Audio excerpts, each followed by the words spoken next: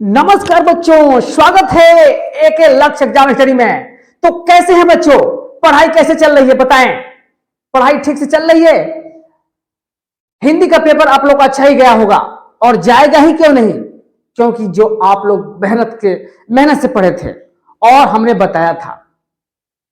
ये पेपर जो साइंस का है, साइंस का पेपर अब आने में कुछ दिन टाइम है, इसलिए मैं सारे चैप्टर का धीरे धीरे रिवीजन करा दूंगा।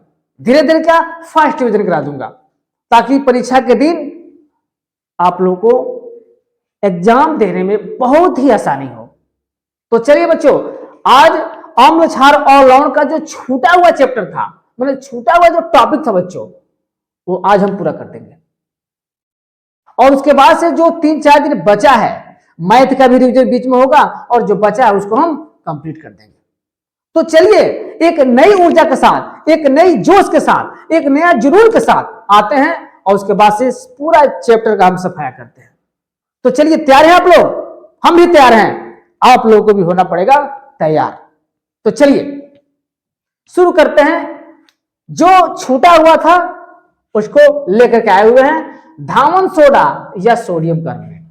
बच्चों याद कीजिए, इसके पहले हमने बताया था बेकिंग सोडा, बेकिंग सोडा या खाने वाला सोडा।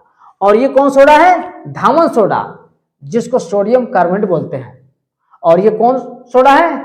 तो धोने वाला सोडा है बच्चों, धोने वाला सोडा है, यानी कपड़ा धोने वाला है। तो यहां हम लिख सकते हैं आबलिक में करके, धोने वाला सोडा, धोने वाला सोडा। और धोने वाला सोडा का रासायनिक सूत्र सोडियम कार्बोनेट। और जब 10H2 जुड़ जाता है बच्चों, तो ये क्रिस्टली सोडियम कार्बोनेट हो जाता है। क्रिस्टली याद रखेंगे। और जब 10H2 हट जाएगा तो सिर्फ सोडियम कार्बोनेट होगा। क्लियर? तो बच्चों आज हम लोग पढ़ेंगे धामन सोडा यानी सोडियम कार्बोनेट, यानी धोने वाला सोडा, जिसका रासायनिक सूत्र है Na2CO3 10H2O। Na2CO3 10H2O, ये क्रिस्टल के रूप में है।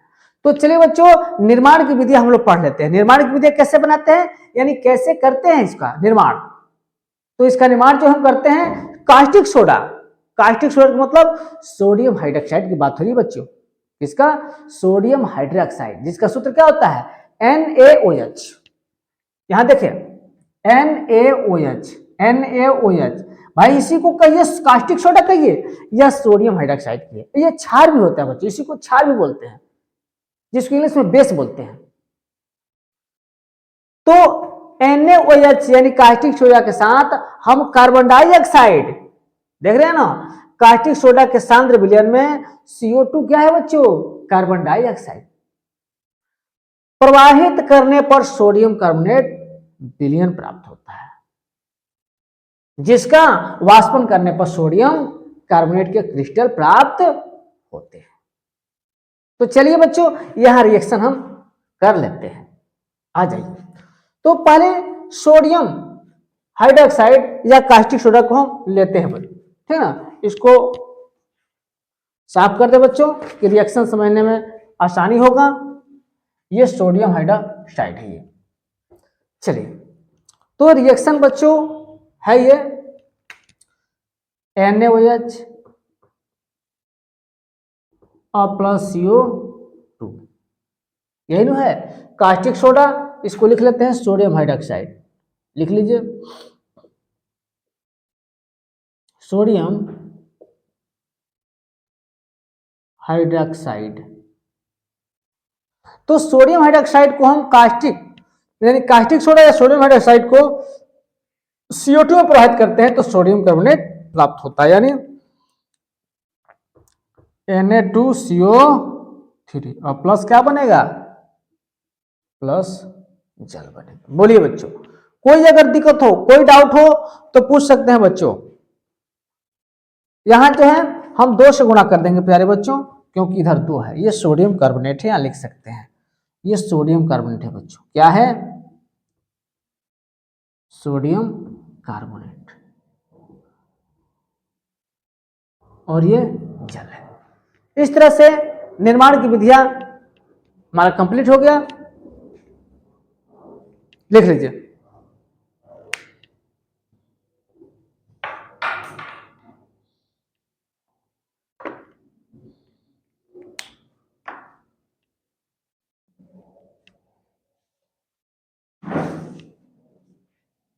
बच्चों तो अब फिर हम यहां रासायनिक और भौतिक गुण दोनों पढ़ लेते हैं। किसका?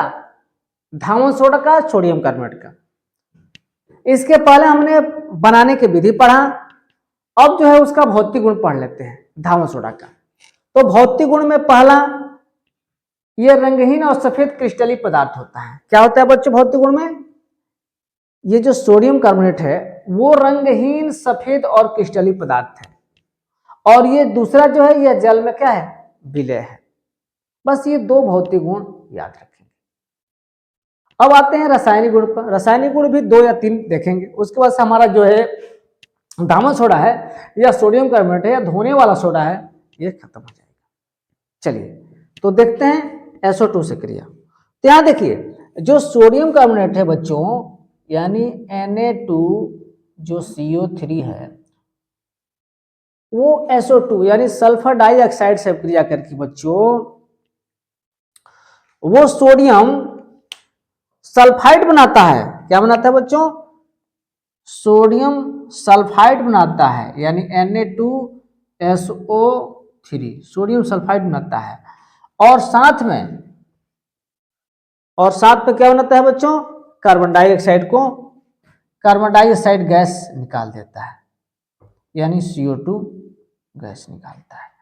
ये सोडियम सल्फाइड है बच्चों, लिख लीजिए सोडियम सल्फाइड, ये सोडियम सल्फाइड है, ठीक ना। तो ये याद रखेंगे कि सोडियम कार्बोनेट SO2 से क्रिया करके सोडियम सल्फाइड बनाता है। अब देखिए फिर से क्या करता है ये सोडियम जो सल्फाइड है वो जल से क्रिया करके, और फिर ये सोडियम सल्फर डाइऑक्साइड से क्रिया करके फिर से क्या बना देता है? फिर से सोडियम बाइकार्बोनेट बनाता है बच्चों। सोडियम बाइसल्फाइड बनाता है बच्चों, सोडियम बाइसल्फाइड बना देता है। तो चलिए इसका हम रिएक्शन देख लेते हैं, यही नीचे देख लेते हैं, दिखाई देना चाहिए। चलिए यानी फिर से हम क्या करते हैं, ये जो है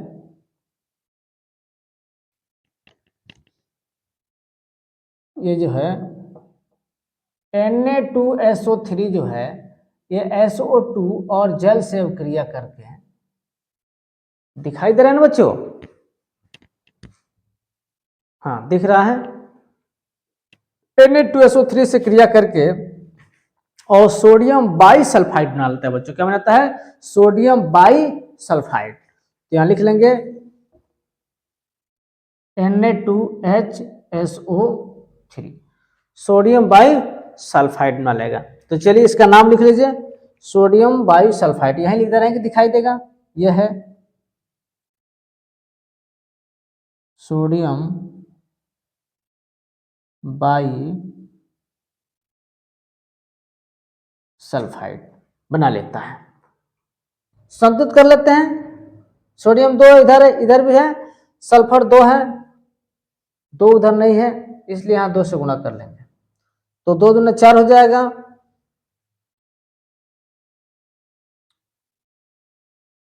और ये जो है आपका थोड़ा सा मिस्टेक हो रहा है बच्चों, ये यहां जो है Na2 नहीं होना चाहिए, नहीं तो गलत हो जाएगा, सिर्फ Na ही होना चाहिए।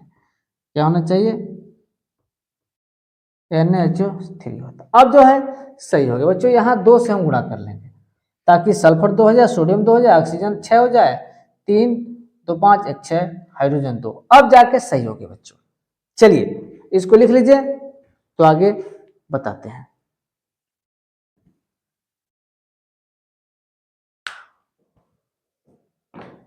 चलिए इसको रफ करते हैं।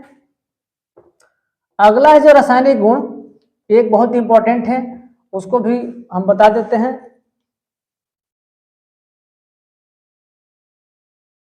उसके बाद से प्लास्टर ऑफ पेरिस बचेगा लास्ट टॉपिक इस पार्ट का, इस चैप्टर का।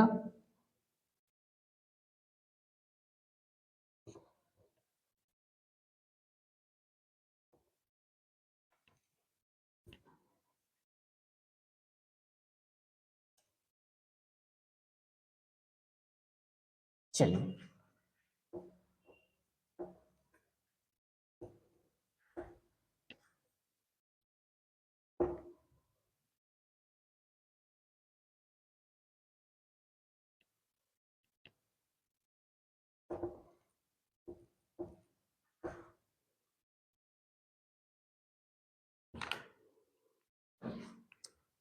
रासायनिक गुण में दूसरा हम लिखेंगे, एक बहुत ही अच्छा है क्या, दूसरा है बेरियम क्लोराइड से क्रिया, दूसरा है BaCl2 से क्रिया, BaCl2 से क्रिया, यानी कहने का मतलब कि जो सोडियम कार्बोनेट है वो बेरियम क्लोराइड से क्रिया करके क्या देता है बच्चों, इसी के बारे में हम लोग को देखना है, पढ़ना है। तो चलिए देख लेते हैं। ये जो बेरियम क्लोराइड है प्यारे बच्चों, यहां लिख लेते हैं Na2CO3 और BaCl2 बेरियम क्लोराइड। तो यहां देखिए ये जो है BaCO3 यानी बेरियम कार्बोनेट, ये बन जाएगा और लवण बन जाएगा NaCl। यहां 2 से गुणा कर लीजिए कि संतुलित हो जाए, और ये अवक्षेप मिलता है प्यारे बच्चों, नीचे ऐसे एरो का मतलब अवक्षेप। तो ये बेरियम कार्बोनेट है बच्चों, क्या है, बेरियम कार्बोनेट है, ये बेरियम कार्बोनेट, ठीक, ये बेरियम कार्बोनेट। चलिए लिख लीजिए, हाँ संतुलित कर लेंगे यहाँ पे। ये Na2 है, इधर भी Na2, हाँ ठीक है, चलिए ठीक है। अब इसका उपयोग पढ़ लेते हैं बच्चों, इसका उपयोग इसी में पढ़ लेते हैं, यही 2 इंपॉर्टेंट है इसका रासायनिक गुण, उपयोग को पढ़ लेते हैं। चलिए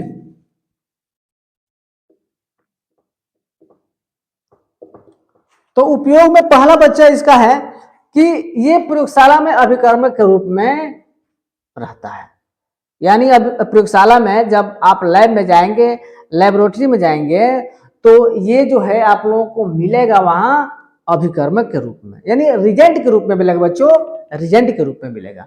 तो पहला लिख लीजिए प्रयोगशाला में अभिकर्मक के रूप में,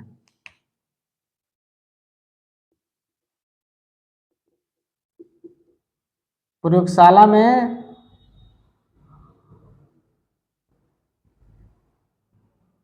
अभिकर्मक के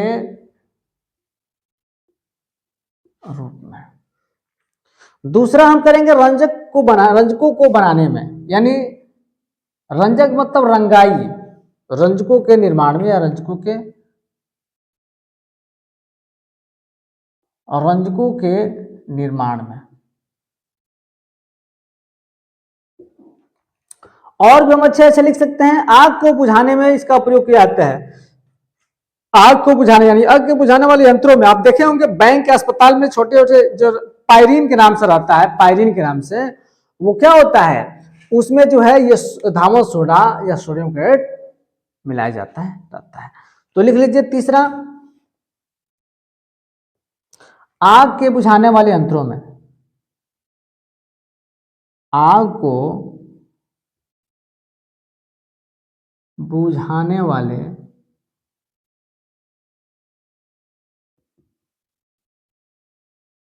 यंत्रों में, आग को बुझाने वाले यंत्रों में।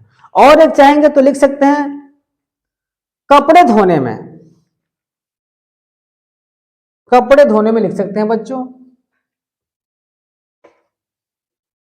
कपड़े धोने में। तो इस तरह से जो ऐसे तो उपयोग कई है बच्चों, लेकिन जो इंपॉर्टेंट है और जो आमतौर पर हम लोग जानते हैं उसके बारे में हमने उपयोग लिख दिया। जल्दी नोट कर लीजिए ताकि हम आगे देखें।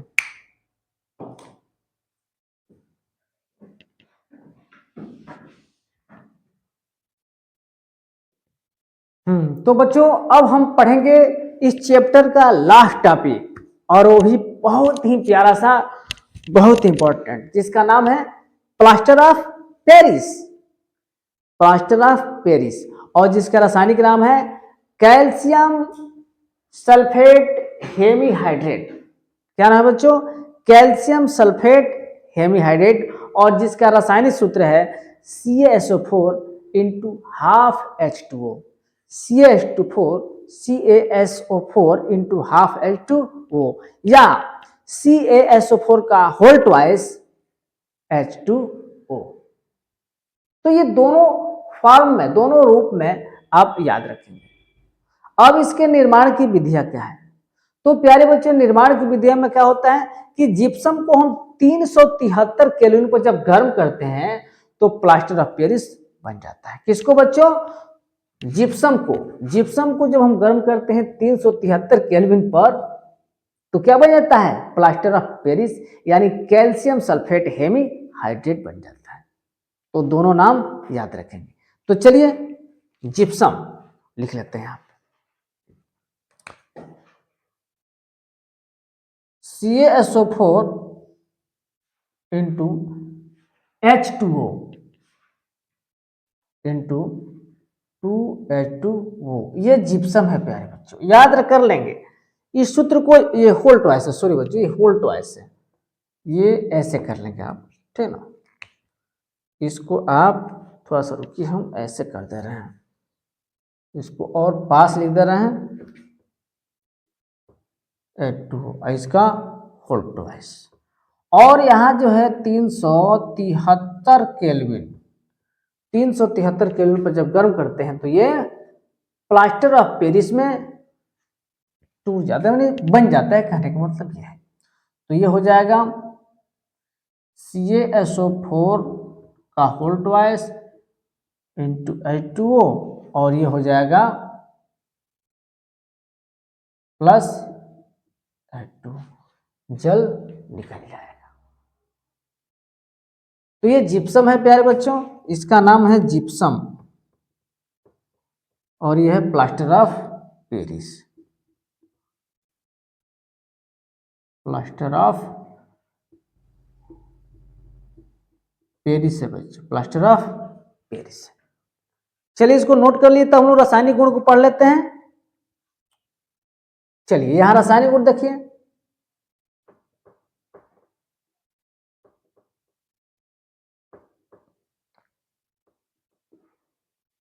चलिए रासायनिक गुण को देख लेते हैं। यहाँ पे रासायनिक गुण में पहला देखिए, बहुत इंपॉर्टेंट है बच्चों, बहुत इंपॉर्टेंट है। क्या करते हैं इसको? प्लास्टर ऑफ पेरिस को हम क्या करते हैं कि इसको जब हम गर्म करते हैं बच्चों, इसको जब हम गर्म करते हैं तो ये कैल्शियम सल्फेट और जल में टूट जाता है। क्या हो जाता है बच्चों? जब इसको हम गर्म करते हैं प्लास्टर ऑफ पेरिस को, तो ये किसमें टूट जाता है? ये कैल्शियम सल्फेट और जल में टूट जाता है। तो चलिए यहां कर लेते हैं इस रिएक्शन को, यहां नहीं हटेगा, यहां मिटा करके नीचे लिख दे रहे हैं प्यारे बच्चों। चलिए तो इस तरह से हम कर लेते हैं इसको। ये आपका पहला, यानी कैल्शियम सल्फेट को जब हम गर्म करते हैं बच्चों, तो ये कैल्शियम सल्फेट यानी CaSO4 और प्लस H2O में टूट जाता है। चलिए लिख लेते हैं पहला गुण, ये आप लोग लिख लीजिए, यहाँ 2 से गुणा करेंगे ताकि ये बैलेंस हो जाए। चलिए लिख लीजिए, तब हम उपयोग को पढ़ लेते हैं। ये बहुत इंपॉर्टेंट है बच्चों, क्योंकि ये प्लास्टर ऑफ पेरिस कभी कभी सूत्र में पूछ देता है कि प्लास्टर ऑफ पेरिस का सूत्र बताइए, या बनाने की विधियां पूछ देता है, या इसका गुण भी पूछ देगा। तो गुण में एक याद रखेंगे कि जब इसको हम गर्म करते हैं, यानी प्लास्टर ऑफ पेरिस को गर्म करते हैं, तो ये कैल्शियम सल्फेट और जल में टूट जाता है। तब इसका रासायनिक गुण हम पढ़ लेते हैं, इसका उपयोग पढ़ लेते हैं बच्चों। जल्दी लिखिए।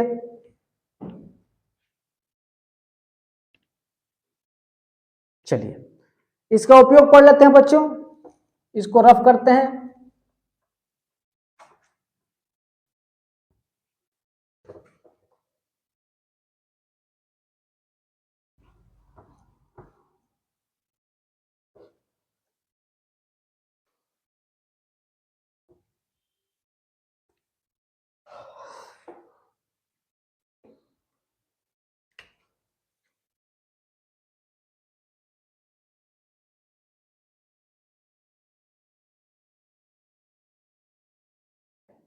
यार बच्चों, इसको आप लोग जानते होंगे, प्लास्टर ऑफ पेरिस का उपयोग हम कहाँ करते हैं।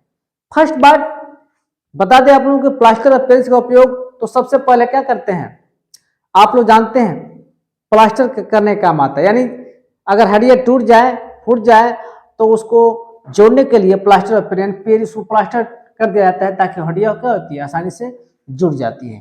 तो उपयोग में आप लोग जान गए ना, ये शल्य क्रिया में प्लास्टर करने में, पहला ये शल्य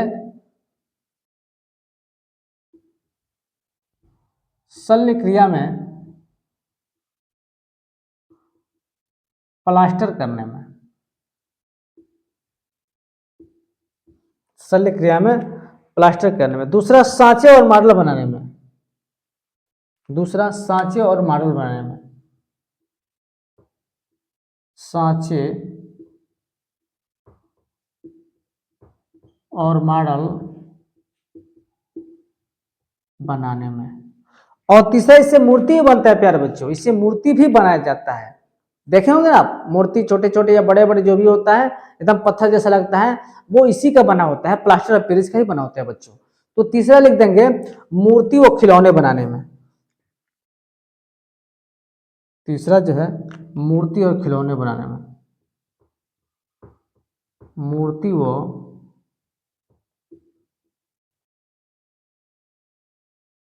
खिलौने बनाने में। तो इस तरह से प्लास्टर ऑफ पेरिस परीक्षा के दृष्टिकोण से बहुत इंपॉर्टेंट है। इसको आप भली बात पढ़ के जाएंगे, और हमारा इस तरह से ये पूरा जो चैप्टर है अम्ल, क्षार और लवण, ये कंप्लीट हुआ। ये चैप्टर जो है परीक्षा की दृष्टि से बहुत महत्वपूर्ण है। इस तरह से आप इसको पढ़ कर जाएंगे। तो इस तरह से हमारा ये दूसरा चैप्टर जो है खत्म हो गया। फिर अगले वीडियो में हम अम्ल, क्षार और लवण नहीं, धातु और अधातु पाएंगे। उसके बाद से कार्बनिक रसायन, उसके बाद से सारा चीज हम बता देंगे। परीक्षा तक आप लोगों को पूरा रिवीजन करा देंगे, और उसके बाद से परीक्षा के 1 से 2 दिन पहले हम मॉडल पेपर प्रस्तुत कर देंगे, जो परीक्षा में आने की 100% चांसेस होगा।